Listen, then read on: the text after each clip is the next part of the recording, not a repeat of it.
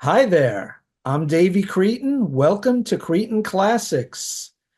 We're doing a show that this is a new show on my channel, a debut show, and my first guest ever. We're doing the top 12 tunes of the band, the British invasion band, the Kinks, the Davies brothers, or Davis brothers, some people say, Ray Davies and Dave Davies, a man with a great first name. And to help me rank our 12 favorite Kinks songs, my first guest, I've been on his channel 15 times now. So I'm returning the favor. Please welcome from the great YouTube channel, Rock Show Critique, Mr. Joseph Suto. Thanks for having me. Good to be here. Thanks for being my first guest. Oh, First time host doing this thing on YouTube. There's always a right. first time for everything. We are here to count down our top 12 tunes by the great band, the Kinks. And if there's time, we'll have some honorable mentions at the end. We're going to do two at a time for everyone. So, Joseph, why don't you start us out with your number 12 Kinks song? All right. So I'm Doug. I didn't go too deep with this one. This is a kind of a common song, but it's just a staple with the band, and that's none other than Lola. Unique song at the time with the lyrics and everything else that's going on. It reached number two in the UK, number nine in the US, and this Lola character actually reappeared in another song called Destroyer. So interesting how they kind of regurgitated the character back up. Um, Interesting note about this song, it was banned in Australia due to its controversial subject matter. And then it was banned by the famous BBC because he used the word Coca-Cola, which was a no-no in the British recording industry there because of their BBC radios. They had a strict policy against product placement. And since it was a product name, he had to fly across from the US all the way back to London to re-record the lyric to change it to Cherry Cola. And it's interesting because you can still hear the Coca-Cola version out there. It's out there. So you can definitely hear both versions, but it's just a simple change of lyric is all it is. So yeah, Lola is my number 12. You know, it's the song in all the live recordings. He always teased with the opening chords. We're not going to play that one tonight. You know, Ray in his classic form there. Um, Interesting song, and you know, it, I had to mention it. So there it is, number 12. And your number 11. Yep, and we're going to go right into my number 11, which is Ape Man, which was actually the follow-up single to Lola from the same album, oddly enough. So, interestingly, how the two songs that I got here at the end are from that album, which obviously is called Lola. And it was a weird title. So he had the word Lola in there versus Power Man and the Money Go Round, and he called it Part One. Very interesting. How he did all that. But so those are the two songs that I got in number 12 and 11. The Lola, the single for number 12, and then the follow-up single, Ape Man. Okay, and that's funny because in the chat that we were having on Facebook Messenger, I quoted the song Eight Man recently. So kind of funny that that showed up on your list. Okay, my number 12. First of all, the Kinks were around from the early 60s. The first album came out in 1965, which is a great year in music history. Wink, wink. And their last album was 1996. So they were around the 60s, 70s, 80s, and 90s. And here's a hint, my list spans all of those decades. I have at least one song from every decade because the Kinks had a lot of different phases in their career. They started out as a British invasion band in the 60s, very Beatlesque, these pop songs with great harmonies, amazing lyrics because Ray Davies is a great songwriter, phenomenal songwriter. He's up there with Lennon and McCartney, Pete Townsend, one of the greats. Ray Davies is a songwriter, and Dave Davies is also a very good songwriter as well, but more on that later. My number 12 song comes from 1984. It was a number 41 single in America.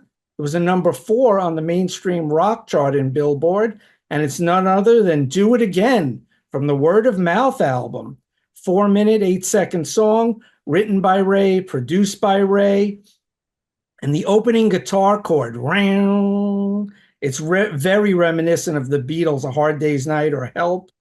And great guitar work from Dave Davies. It's a riff rocker, it's upbeat, it's spry. And I love one of the main things about the Kinks, they're brothers. So when Ray is singing lead, Dave Davies does these high harmony vocals that are like an octave above his brother. And it just sounds so good together. That's the thing about this band. Amazing lyrics, great vocals and harmony vocals, subject matter, and they rock. And just Ray Davies, phenomenal songwriter.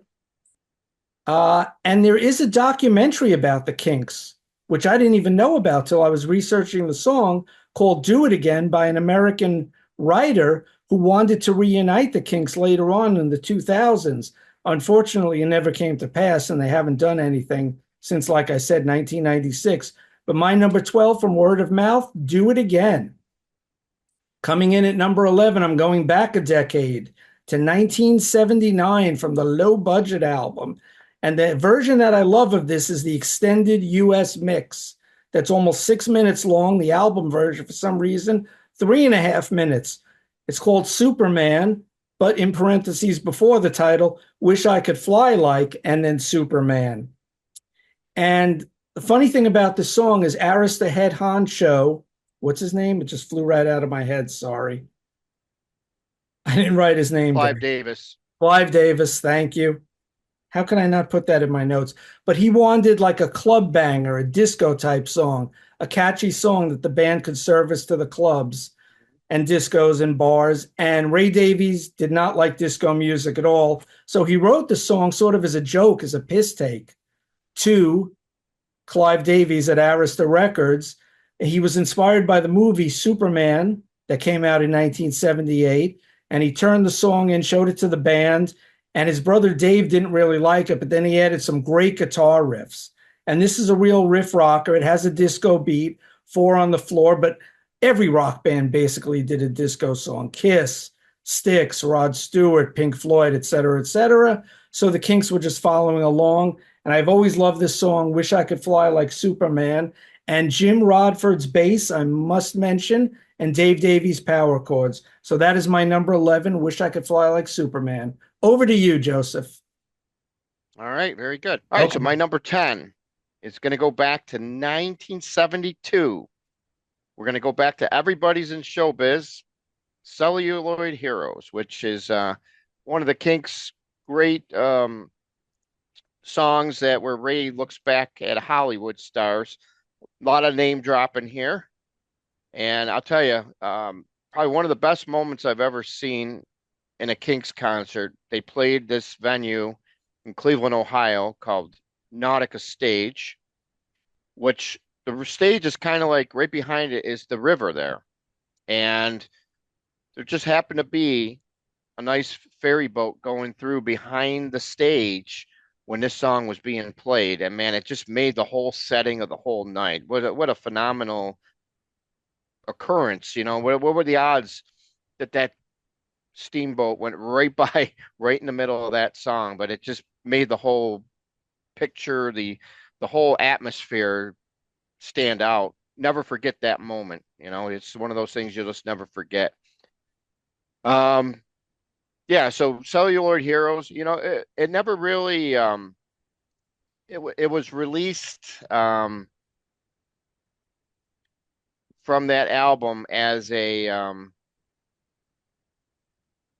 single, but it never charted. It's one of those songs that for some reason it just never charted. And the live version on One for the Road is actually more popular. It's shorter. If you listen to the studio version, he kind of like goes off more on a tangent. A lot more names are mentioned near the end that people aren't even, if you're not familiar with that version or you never heard it, you definitely miss off on a lot there. Um, but Kinks are one of these bands where their studio versions in the early part of their career, the live versions are better, which is weird because the Kinks were always known as being a sloppy live band.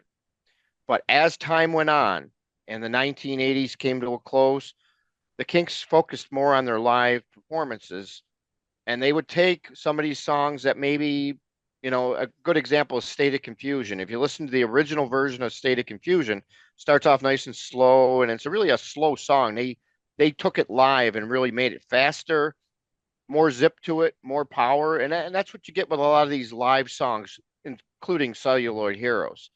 You hear a lot more oomph in the live version than you do a lot of these studio versions. Because you got to remember, back in those days, they were pretty limited on what they can do in the studio, Oh yeah.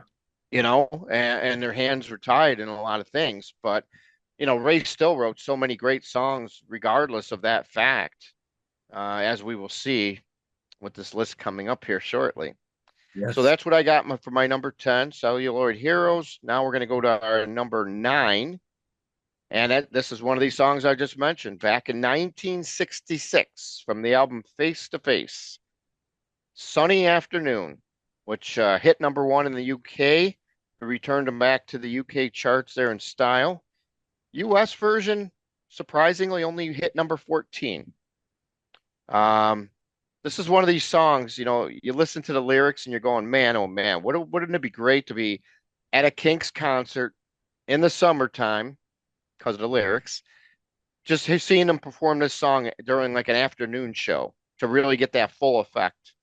I always pictured something like that, but I don't even think I've ever got to see them do that one live, to tell you the truth. And I've seen them about 6 or 7 times. So, but Sunny Afternoon is known big in the UK because it knocked Paperback Writer off the number 1 spot in the UK. So, very interesting side note there. But Sunny Afternoon's definitely one of these songs that, they make a lot of lists. When somebody goes back and says, oh, the top 500 songs from the 60s, it's usually right there in most of these, rankings and everything like that. So it's definitely left its mark even all these years later. So Sunny Afternoon, number 9. And that's funny because my number 10 is Sunny Afternoon. And you said it all, really. Number 1 hit in the UK from the Face to Face album, 3.5 minutes long, written by Ray, produced by Shel Talmy. And I always thought his name was Tamley, but it's spelled Talmy. And he was a big producer in the 60s, did a lot of work with The Who, the Hmm. Kinks, a lot of other bands. And this song is a protest song. It's about the high taxes in England, but Ray Davies turned it around. Instead of a poor person complaining about the high taxes, the lyrics are about a rich person complaining about the government taking away his yacht and all his amenities because the taxes were too high, even on the wealthy. So Ray Davies was always a great storyteller in his songs. And I love the harmony vocals here by his brother Dave. Once again, those great harmony vocals. So my number 10, Sunny Afternoon from 1966. I'm bouncing ahead a decade for my number 9. It's the title track of the 1979 album, Low Budget. Now, if you ask a British person, a lot of the British fans of the Kinks harken back to the 60s stuff and the early 70s. But in the mid to late 70s and the early 80s, that's when they really had a lot of hits here on FM rock radio. And I recall hearing tons of songs by the Kinks on the radio, and they can't even all make my list. They're great songs. The Kinks have 700 songs. I couldn't believe it. I found a list with the A to Z Kinks songs, 700 songs that Ray Davies and Dave Davies wrote. So how do you whittle that down to just 15 songs? It's impossible. I made a list of 25 and was saying, oh, geez, which ones do I cut out to get my top 12? So the title track, number 9, is Low Budget, written by Ray, produced by Ray, and it's a theme song of mine because I'm always the black sheep in my family, so I have to budget my money so I don't go broke. I'm exaggerating a little for comic effect. And I love Ray's lyrics on this song. Such a great songwriter. I can't say enough about it. And Dave's power chords. I mean, it started, he sort of, you could say, was one of the progenitors of heavy metal. He slashed his amp and got that feedback sound, that noisy guitar that launched a million metal bands. But I love Dave Davies' power chords on the Kinks songs. And this one, Low Budget, he's got a great solo, great guitar riffs throughout the song. Jim Rodford's bass playing underneath is really good and has to get a mention. And that's about it. I would say that it's a standout cut, and especially the way Dave Davies doubles his brother on the backing vocals, an octave, maybe 2 octaves, but I think it's an octave higher, and it really stands out on Low Budget. So great music, great lyrics. That's my number 9, Low Budget from 1979. Okay, very good. So we're going to go down to number 8 now. And I'm going to dig into the Kinks Are the Village Green Preservation Society. This album seems like it's over the course of time, more people have been turned on to it than at the time of when it came out and everything else. And we did a ranking on this on my channel. I'm sure you'll get to an album ranking on yours as well. But man, I'll tell you, it's tough to do. This was definitely one of these albums that has so many good songs on, and it just feels like they just never got out there. A lot of people don't know these songs, and this is one of them. My number 8, and that's going to be "Starstruck," a song that you're probably surprised that I picked that one out of all the songs on that album, It's a but I've deep always cut. loved it. Yeah, it is a deep cut, but it was released as a single. It just never charted. Um, Definitely a standout track from the album. It just hit me with the right chords. Um, Everything about this song is cool. Give it a listen. Definitely highly recommended. Starstruck from the Kinks Are the Village Green Preservation Society. And that's my number 8, which that song definitely stands as one of the highlights on the album. But there's, like we said, there's many other songs on there just like it, really, definitely. My number 8 is Starstruck. My number 7, I'm going to go down to the song that Ray Davies wrote, and it kind of describes the Kinks, the song title itself, and that's "I'm Not Like Everybody Else." Perfectly fits the Kinks. Um, it was actually a B-side to "Sunny Afternoon" in the UK. And did you know it was actually written for another band initially, and that's the Animals. Yep. It's going to actually be written for them, but they didn't want it. They turned it down. So then Ray and Dave decided to record it themselves. And oddly enough, this is one of the very few songs that Ray wrote where Dave Davies sings lead on the studio version. Interestingly enough, and it's basically about nonconformity. Just listen to the lyrics. The lyrics say it all. And another interesting point is pretty much live in concert, after a period of time, Ray took over and just sang it. It was always Ray in concert singing this song, oddly enough. So even though Dave was on the original recording, the only time he would ever sing it mostly is in his own solo shows. Right. So, but either way, doesn't matter who sings it in my book. Just a great song, and definitely my number 7 Kinks song. All righty, Rudy. My number 8 song, I thought you were just introing it, but then I noticed you changed tact. My number 8 comes from the 1993 album Phobia, the last studio album the Kinks ever did.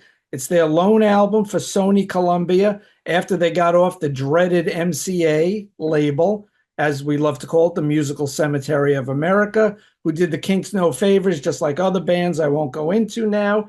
A 6 minute and 6 second song. And this song perfectly encapsulates the relationship between the two brothers, Ray and Dave. I'm talking about a song they did on David Letterman's show many moons ago. Yep. Song called Hatred, and then in parentheses, a duet. Hatred, a duet is my number 8 song. This song reached number 19 on the mainstream rock charts.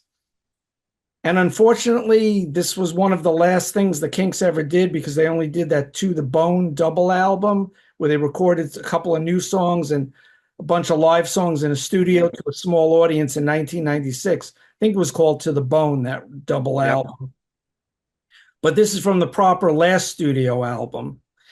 And it's a shame that the brothers just can't get along. And this song, written by Ray, just tells the story of how they love each other, yet they hate each other. They're brothers who love and hate. And it's like so many other bands we've seen, the Black Crowes, Oasis, but the Kinks haven't gotten back together for 30 years. And I love Ray's lyrics to it. And the vocals toggle back between Ray and Dave, saying how they love each other, yet they hate each other. It's a very caustic, angry lyric, but it explains the battle between the brothers perfectly. So my number 8 is Hatred, a duet. Moving on to my number 7, I'm going back to that great album from 1979, Low Budget, 6 minute track that mentions Marvel's Captain America, Catch Me Now, I'm Falling. This is one of the first songs when I discovered FM rock radio that I remember hearing and loving. And it's Ray criticizing America. And Ray plays all the keyboards on it. Some nice sax work from a gentleman named Nick Newell. And it was a big FM hit. It didn't chart in America on the singles chart. And in 1979, there was no rock chart. But this is an excellent rock song. Ray's lyrics, Dave's guitar playing. Love the song Catch Me Now, I'm Falling. That is my number 7. All right. Very good. So I'm going to go with my number 6 now as we work our way down here. And I'm going to take you back all the way to the year 1967. Yes, that great year, the same year that I was born, 1967. And we are going to go take a trip into the fall for Autumn Almanac. It's all part of my Autumn Almanac. Man, I tell you, Ray writes nothing but unbelievable descriptive songs, from that time period. He was so much younger at that period. It's just amazing. He had the foresight to kind of like describe things that were, from that time period. Nobody was writing songs like that about social commentary, stuff like that, all the different little British things and all the anecdotes and everything else. Ray was ahead of his time. And this is another one of his gems. It was a non-album single, peaking at number 3 in the UK. Um, and it basically is a portrayal of Ray's early life in Muswell Hill. He just did a great job with this song. I mean, listening to the lyrics, and the song just moves right along. It doesn't lose you. It's just a great song, and I really love if you have the To the Bone album that you mentioned, they did a version on that as well, which sounds just great. I'm kind of updating the original version a little bit. Didn't do it no harm. Probably it might have made it a little bit better. That's what seems that one of the things that Kings have always done. They've always taken some of their songs that were recorded from the past in the day, like I mentioned, and just seemed to make them a lot better live or changed them up enough where it just brought out more of the song. All right, so Autumn Almanac is number 6. Now I'm going to take you down to a song that I don't think too many people are aware of it. It was on the Kinks Chronicles double CD. And it was also on a soundtrack they did called Piercy. But we're talking about God's Children, and many people consider this song just critics hailed it, saying how great it was, and they feel that lack of promotion by not only the record label, but by the band themselves by not playing it live also kind of killed its chance. You know, it's just a timeless classic written by Ray that still fits in right today. If you listen to the lyrics, it's like it could have been written in any decade, but the way that he comes across in this song, it's just a phenomenal song. I didn't know this one was actually going to be on my list to tell you the truth. And then when I was going through here, kind of, trying to choose up my list and narrow some things down, as soon as I put it on there, I said, "Holy mackerel! I haven't heard this song in a while, but man, oh man, did that it just hit me, man. I'm going, this song cannot not be on the list. It's just it was that good, you know." So God's Children is what I got here at number 5. Okay, my number six song, and I just want to add, you mentioned a couple of albums, the Village Green Preservation Society. Working in record stores for years, I had a guy named Pat and a girl named Kelly, and they were a couple, and I worked with them at different times at different stores, and they each loved that record. So I heard that record so much. In fact, I've heard all the Kinks albums, and they have about 24 or so, depending what you consider a studio record or not. About 2 dozen studio albums. I've heard them all, and some I like more than others, obviously, but I've heard that one, and it's a really good album.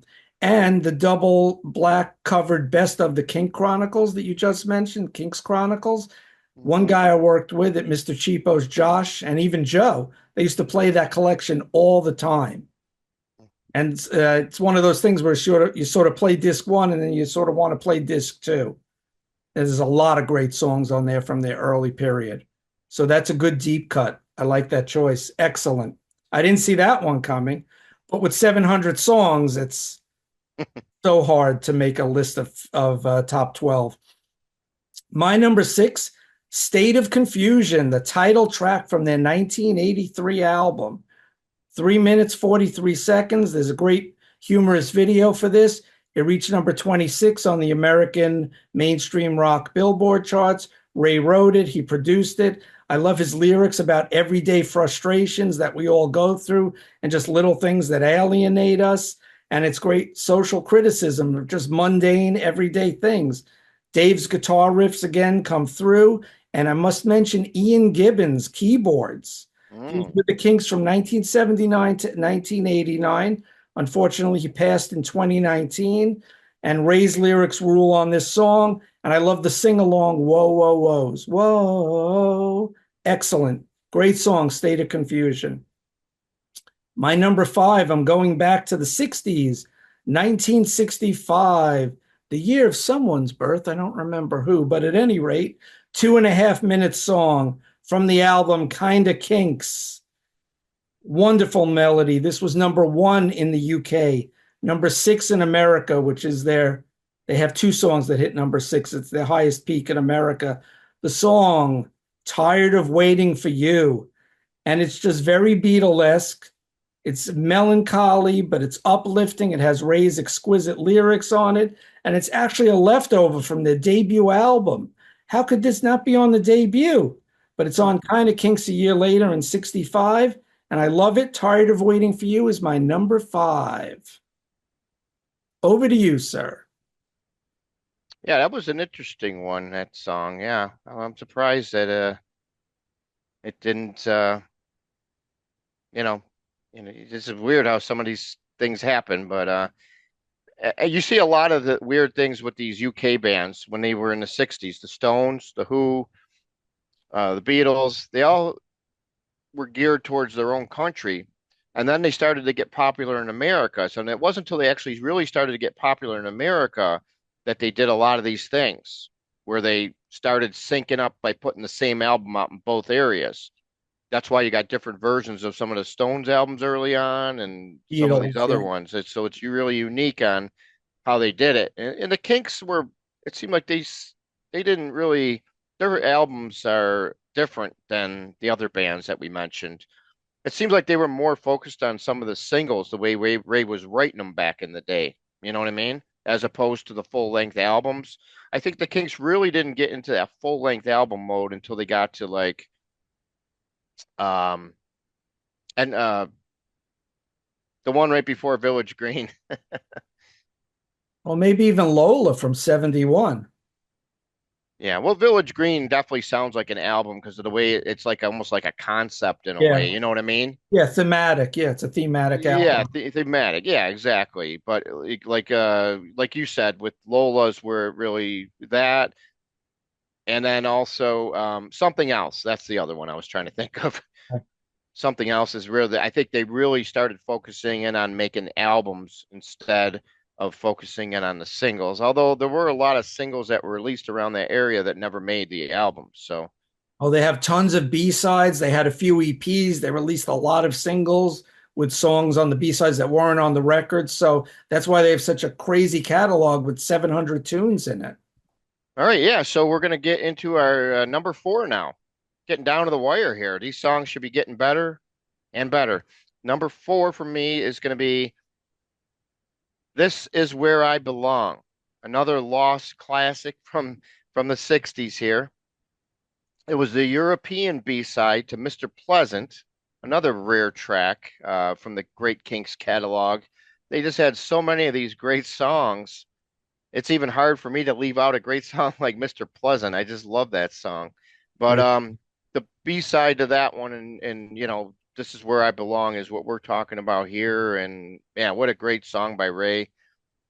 It's just listen to the lyrics, the music goes right along. I don't know what I can say about this song. It's just one of these songs that I got it at number four for a reason, and I just felt first time I ever heard it, I fell in love with it. It's definitely one of those songs that's also available on that Kink Chronicles there. So another plug for that album, I guess. I mean, it's got so many obscure songs on it. It has a few of the hits, but it's mostly got all the obscure songs, and that's where you're gonna find stuff like this and God's Children and Polly and all these other ones here. Just some great songs on that highly recommended album. And if you look at it, Mendelssohn actually wrote the liner notes to it, who was a big Kinks guy who knows them inside and out.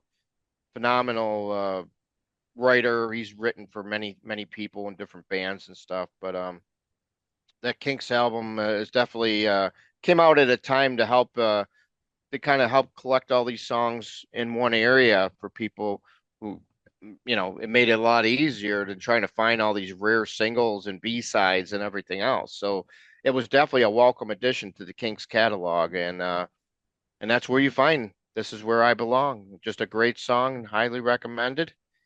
For my number four, my number three is what I call the last truly great Kinks song. And it comes to us from the 1989 release, UK Jive, which many people, it was on MCA.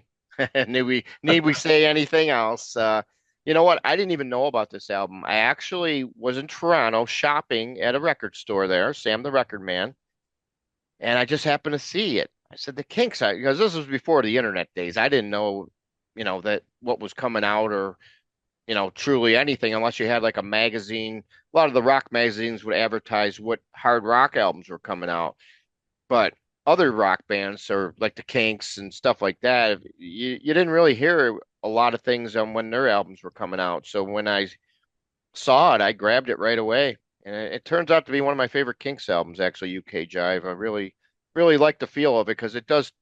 Ray goes back one more time to focusing on a lot of the kind of like his writing from his earlier in his career, where it's kind of more focused towards London and UK jive, like that's the way the album is called and everything. So, but the song is Now and Then, the last truly great Kinks song. Listen to the lyrics; they stand up today. You can take it any way you want it. Um, but Ray pretty much sums up everything with that song. The difference between now and then, and it's just an amazing song lyrically. And I'm not sure if you're familiar with the song, but it's definitely one of these songs that I always recommend to people. And so many fans have Kink people who might maybe not knew the Kinks or maybe not know the song have always appreciated the fact that they really like it after they find out about it. It's one of those songs that people just tend to like. when they find out about it, but you're not going to really know about it because it hides on an album from MCA. Yep. But the cool thing, one last note on it real quick, was got to see him in concert in Cortland, New York, which has a big state university there. They played their alumni arena, which was where they play their ice hockey games in. It was in April 1990, the UK Jive Tour.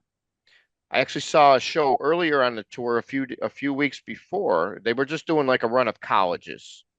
Even back at their age back then, here they are doing a college tour. And they just happened to the second last song of the night for the encore. They came out and played this song. It was like unbelievable. I wasn't even expecting it, and it was one of the very big highlight moments in my Kinks career of seeing them live. I was fortunate enough to see them, I think, 7 times, and man, I just wish it would have been a lot more. That's all I could say about that. But Now and Then is my number three song from UK Jive. Another deep album track. Look at you. Excellent. Wow. Didn't see that one coming. UK Jive isn't even on Spotify. Why? Because it's on MCA. That's why. Enough about MCA. Moving on to my number four comes from the Word of Mouth album again from 1984. This song hit number 24 on the mainstream rock chart in Billboard, written by Dave Davies, produced by Ray Davies, and this song shows off Dave's songwriting prowess. It was released as a single in 1985. It didn't chart on the Hot 100, but 24 on the mainstream rock chart. It was used in the 32nd episode of The Sopranos, season 3, episode 6, called University. And they played the song 2 or 3 times in the episode. I remember it because I thought, whoa, that's a pretty cool song to play in The Sopranos. And it's Living on a Thin Line. Hmm. And this is an excellent song written by Dave. So it's Dave's lyrics, Dave's vocals, and Ray is singing harmony on this one. This is the episode that's memorable because Meadow, lost her virginity. Ralphie beats a stripper to death, unfortunately. And then Tony, even though Ralphie's a made man, beats the stuffing out of Ralphie because he killed the stripper. So it's a very memorable episode of The Sopranos. Great TV show. And I just love this song. And I think it was David Chase or the other producer of The Sopranos said he never received more questions about a song that they used in The Sopranos as they did with the Kinks Living on a Thin Line. And there's a 4 minute, 10-second song. It's excellent. Love it. Living on a Thin Line, my number four. Moving on to my number three, you already mentioned it. The B-side to Sunny Afternoon, I'm Not Like Everybody Else. Great song, produced by Shel Talmy, written by Ray, and like you said, sung by Dave. And I always liked this song. It's another theme song of mine because it's all about not conforming to the norm and being different. And I've always done that. Great song, 3.5 minutes long. And when they did it live, they really rocked it up in their later years. So it's an excellent song. I'm Not Like Everybody Else, my number three. And you already said a lot of stuff about it, so I won't repeat what you said. Back to you, sir. All right. Well, when I looked at these last two songs, pretty much knew exactly that these were going to be the songs that would be in the exact order that I got them in. So my number two is another rare song that probably ain't going to see this one coming. It comes from the 1972 album Everybody's in Showbiz, and this song is called Sitting in My Hotel. Just a classic Ray Davies song. You put that song on, I don't know, how can you not like the song? It's one of those songs that like you feel like you know it, even if you don't know it. I mean, remember the first couple times I heard it, it caught my attention right away.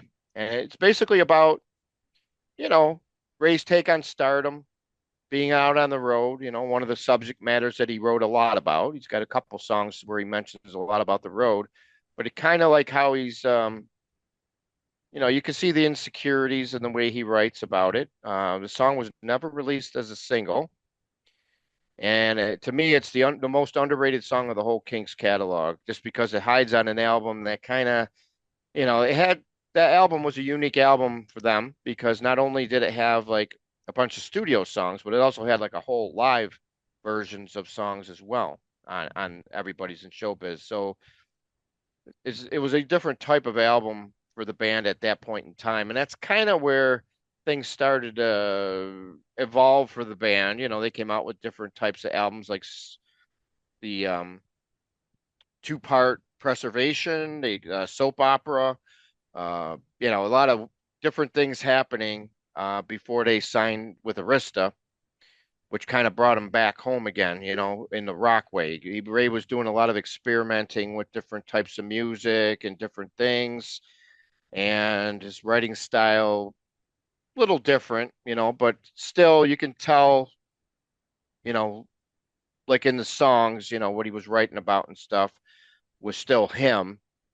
But definitely Sitting in My Hotel is definitely my number two song. It's only beaten out by my number one, which we're gonna give you the skinny on it. Number one, it's a non-album single, hit number 5 in the UK, only number 73 in the US. Dave Davies has described this song as what the Kinks were all about. Kind of a distasteful promotional video was filmed with this band for this song, and the BBC disliked it for that purpose. Um, I think it's just a great song, regardless of the promotional video. But Dead End Street, uh, what can you say? This is one of those great sing-along songs. Man, I saw Dave Davies live in a solo show.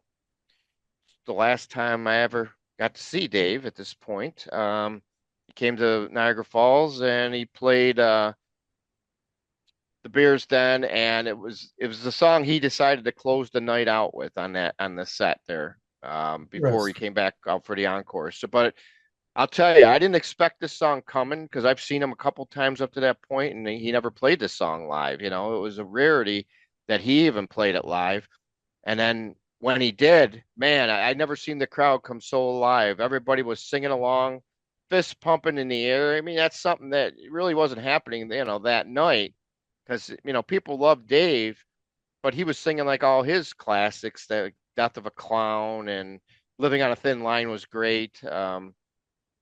But Dead End Street is definitely, to me, the number one Kinks song. It was written around that same period of time when he was just knocking it out of the park on these singles and songs that he was writing for Ray. He was just on fire. And Dead End Street definitely is the epitome, the top dog for me when it comes to the Kinks songs, top of the catalog there. Nice. I didn't see that one coming, and that's a great song. Didn't make my list, unfortunately. But moving on to my number two song. This was from the first Kinks album I ever bought on vinyl in the early 80s, going back to 1981, the Give the People What They Want album. Side one, cut one, 4 minutes and 45 seconds. A great deep album cut that was played on New York City rock radio all the time, around the dial. I Mm. love this song. Ray's lyrics about his favorite DJ not being on the air. Where is he? He has to search him out. It's a story song. Why isn't he there? Did he annoy the corporate guys upstairs? And that's actually a line in the song. Love the lyrics and Dave's guitar playing on this song. Just that riff when it comes in, it starts out with someone tuning the radio dial.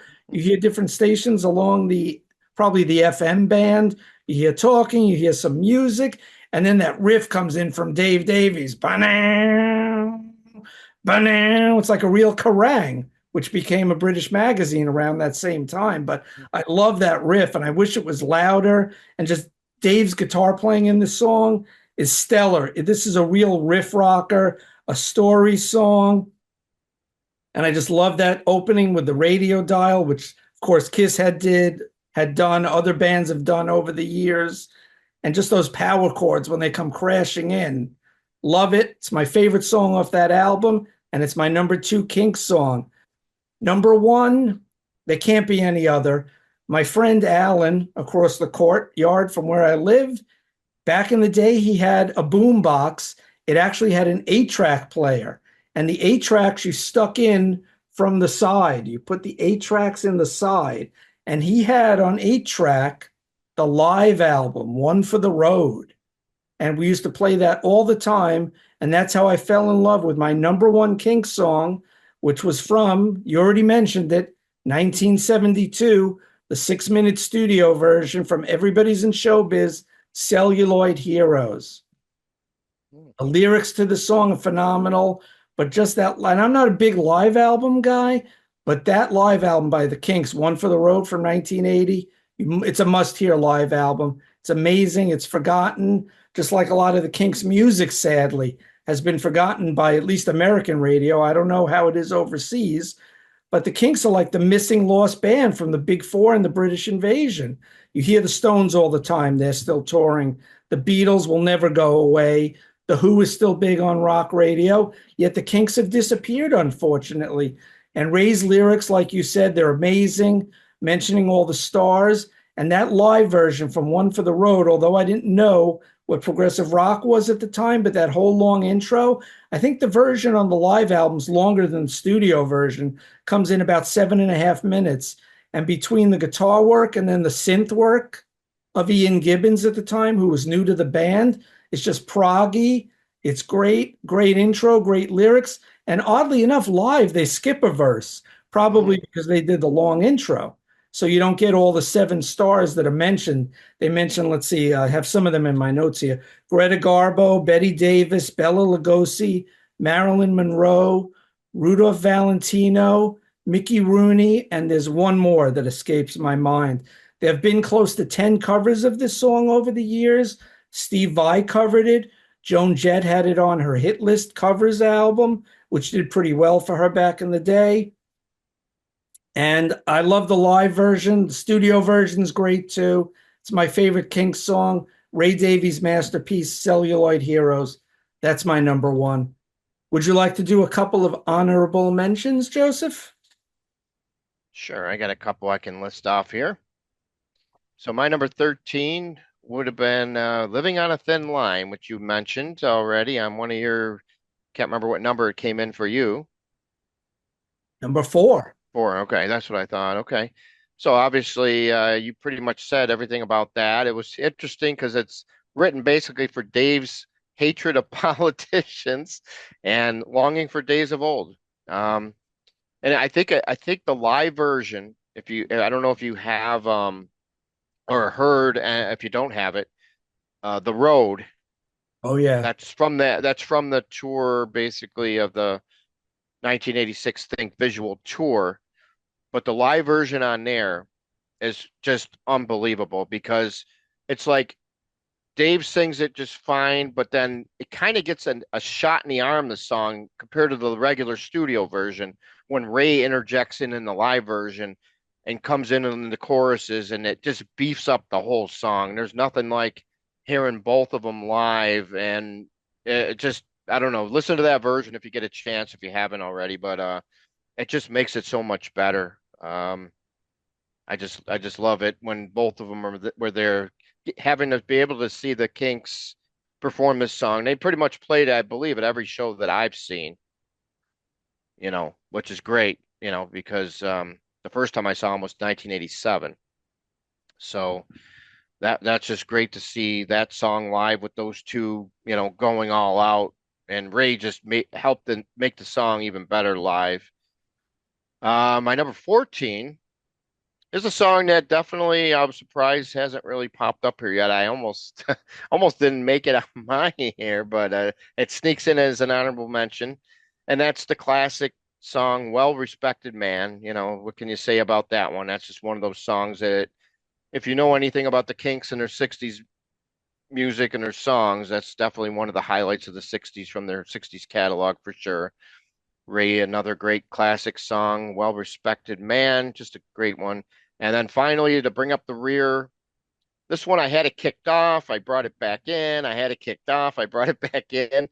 And this is one of those songs where the studio version is good, but the live version just makes it so much better. And if you listen to the live version from One from the Road, this is a song that definitely is so much better live. And that's going to be none other than Victoria, the lead single from Arthur or the Decline and Fall of the British Empire, which is just a great song, and the live version just takes it up a notch even higher. So that's just my take on it. I just love the live version, and it turns out to be the second last song I ever got to see the Kinks play live because they played it during the encore when I got to see them one last time in 1995, which was right before that was basically their last U.S. tour, unfortunately.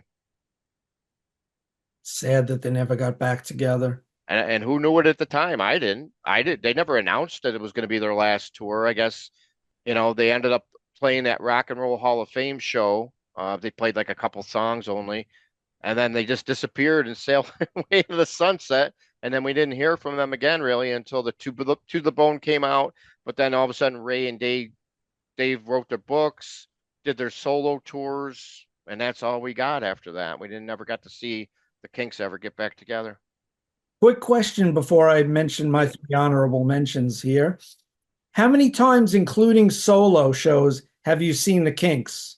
If you add solo shows with your Kink shows, Well, about hold how on many to that times? thought. I'll get you the number while you're doing your great Okay. honorable mentions here. My three honorable mentions going back to the great year of 1965, the pop sensational song Set Me Free. Oh, I wow. love that song and the harmonies on there. That is a killer song. And speaking of the word killer, my number 14 honorable mention, moving back to Give the People What They Want from 1981, the third song, another story song, but this one's a little eerie and creepy. Killer's Eyes, a Oh, real wow. rock song. That's a great deep track. And my second favorite from Give the People What They Want, which I love. My first Kinks album, excellent album.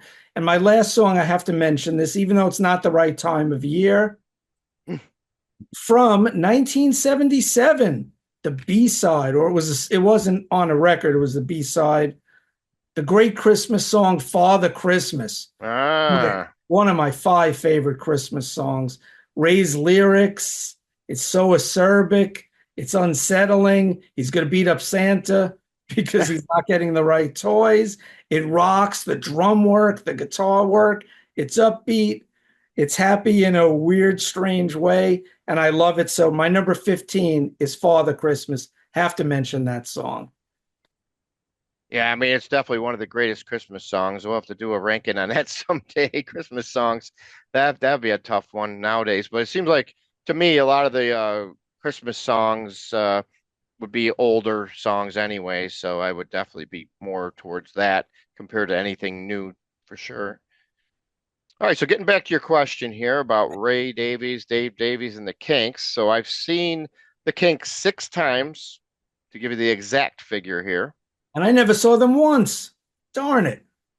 And then I saw Ray and Dave twice each. Okay, so 10 times total.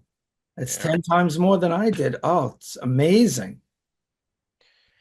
Yeah, it's just well, and believe it or not, I pretty much had to go out of town six times to see them, you know, because they played as the Kinks. I got to see them twice here.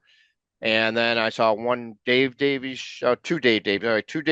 shows here, and then the one Ray show. So the rest I had to travel. I went to Cleveland for Kinks, couple colleges in downstate New York, to see them, and then Toronto. Saw him in Toronto. I saw Ray in Toronto. So yeah, I went because I was a fan, and these guys are my idols, man. These guys just unbelievable. All the great music that they've given us over the years, and like I said, we narrowed it down to 12. But man, there's so many other great songs we could have mentioned and brought up because when you started naming some of these other ones, I'm going, oh, I wish I would have definitely had them somewhere on my list, if we had more. Like you said, what, 700, almost close Yeah, to 700 songs was the list that yeah, you found online to get the exact number of songs. And I knew I liked about 300 Kinks songs. So if they still have even more than that, I don't even know the whole catalog, I guess. It just goes to show you that these guys wrote more music than, at least have more music available than any of the other big three yeah. remaining British bands. Well, maybe not the Stones. The Stones have a ton of songs, but definitely more than the Beatles and the Who, because the Who's output is so sporadic over the decades. But Yeah. hey, before we go, Joseph, why don't you tell everyone here about your channel, Rock Show Critique? All right. So basically, it's built around our website, which is the same name, Rock Show Critique. We started it back in 2011, kind of just to do concert reviews and interviews and, the whole nine yards with the music related content. We don't really mix in anything else. We don't mix in politics and we don't mix in, some of the other stuff that might turn people off. Basically, we just kind of tell it like it is with our reviews. We'll rank albums. We'll review albums. We did a lot of album reviews earlier on, kind of shied away from it lately, but we've done a lot in the past. It's got a whole wide variety on the website. And then if you go to our YouTube channel, you'll see Mr. Cretin on there, 14 times or 15 15 now. shortly. Yeah. I guess I've got to, yeah. So, and then, there's a lot of album rankings on there. We did a lot of interviews with a lot of, music related people. And, and we just have fun. We really love to talk music. That's what it's all about. I mean, this is great talking to you with the Kinks. One music connoisseur to another. I never would have guessed exactly what songs were big for you with the Kinks. Because we talk about so many artists and things.